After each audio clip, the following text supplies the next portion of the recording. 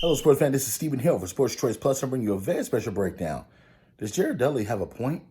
Before I get right into that, I want to make sure you subscribe to the YouTube channel so you can get all the updates each and every time we have breakdowns here at Sports Choice Plus. Without further ado, we're going to get right into the action. Looking at Jared Dudley and his comments to Paul George, Jared Dudley basically put it out there and said that the Lakers organization felt disrespected that Paul George considers himself in the same category as a LeBron James or even an AD. When you're looking at just the comments there and you're looking at overall everything we have to examine, Paul George has literally slowly taken steps up, steps down, steps up, steps down in his career since meeting LeBron in the Eastern Conference Finals in 2014.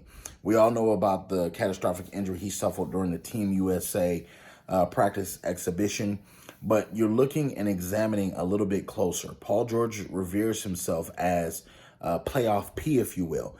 He talks about how, in the playoffs, he takes it to another level, X, Y, Z. He does all these things well.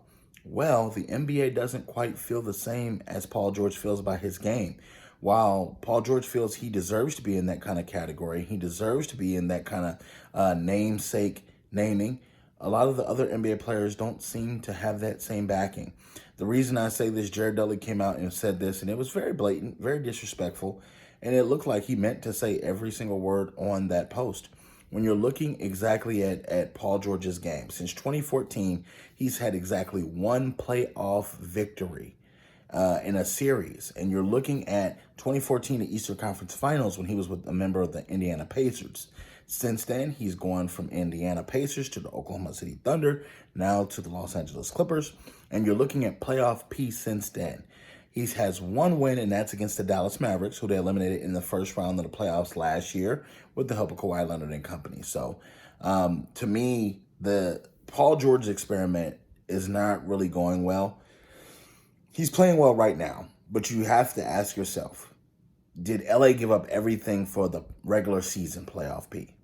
They didn't. They want to make sure they're hanging banners. They want to make sure Paul George and Kawhi come playoff time are ready to go, locked and loaded.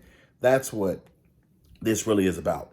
And I think Paul George has to humble himself. We didn't see Paul George talk until he went up against Dame Lillard. And when Dame missed a shot, when Dame hit the shot in his face, it wasn't really much talking, but when Dame was eliminated from the playoffs, he was saying, oh, it's not Dame time now. It's not Dame time now.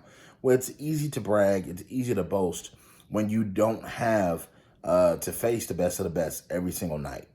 And Dame takes the best on every single time, and he leads his team. Dame is getting that playoff love because he's produced in the playoffs. When it comes to Paul George, you got to ask yourself, what has he done since 2014? He was celebrated highly by Los Angeles Clippers fans when they made the trade for him to come there with Kawhi, and you're looking exactly as what he's produced since. It's not exactly been the best kind of start you want to have, if you will, to a new career in a new place.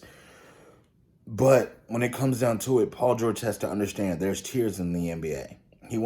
He deems himself on the same level as LeBron, Kevin Durant, Giannis Antetokounmpo, Steph Curry. He's putting himself up there with AD. He's not up there with those guys. It's tiers in the NBA. You got to tier yourself accordingly to your game. And the beautiful thing about the NBA, you can update your resume each and every year. And Paul George has yet to have a season that lets me know that he has elevated himself to any one of those names I just named. The names I just named either have MVPs, regular season, MVPs, NBA Finals, with the exception of AD, or just balled out like AD did last year. So AD played like a monster last year. So he's an NBA champion. All the guys that I named up there, again, MVP, regular season, MVP, NBA Finals, or NBA champion.